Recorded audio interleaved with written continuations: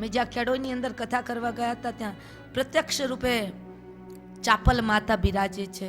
અને આ ચાપલ માતા કાન સાવજ કર ધરા, અને કોઈ ભાઈ બહેન ચાલ્યા જતા હતા અને એમાં કોઈ શરાબ પી ગયેલા એ મજાક કરે.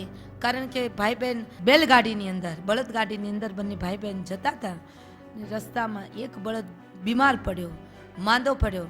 એટલે દેવી ચાપલ છે ને એને ભાઈને કહ્યું કે ઉભો રે, હું કોઈનો ગામમાંથી કોઈ બળદ હોય ને તો હું લેતી આવું અને આપણે પાછું બળદ જોડીને આગળ યાત્રા કરીએ, પછી જ્યારે અનુકૂળતા થશે ત્યારે બળદ પાછો આપી દઈશું. અને એ ચાંપલ જે છે ને, દેવી ચાંપલ, એ ગામની અંદર બળદ કોઈનો ઉછીનો લેવા માટે ગયા ત્યારે ઘણા શરાબ પીને બેઠેલા ને એમણે કહ્યું, તું દેવી છો ને?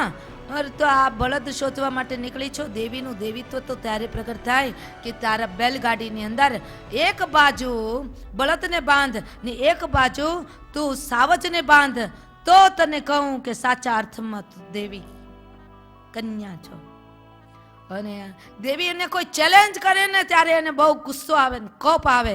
એકદમ રુદ્રાણીનું સ્વરૂપ ધારણ કર્યો અને દેવી ચાપલ એક બાજુ એને બળદ બાંધ્યો, બીજી બાજુ કેસરી મૃગરાજ સાવજ, જે સાવજ છે ને એ જંગલમાંથી સાવજને બોલાવ્યો અને પોતાની બેલગાડીમાં એક બાજુ જે બળદ અને બીજી બાજુ એમણે સાવજને બાંધ્યો, ગાડું ચલાવ્યું. અને ત્યારે ઓલા જે શરાબ પી ગયા હતા ને ભાન ભૂલી ગયા હતા, આમાં લથડિયા ખાતા હતા ને, એ લથડિયા ખાતા એને ભાન આવી કે એક બાજુ સાવજ જોડ્યો, એક બાજુ બળદ જોડ્યો, એની અંદર કંઈક તો લાગે છે. દેવી તત્વ બે હાથ જોડીને પ્રણામ.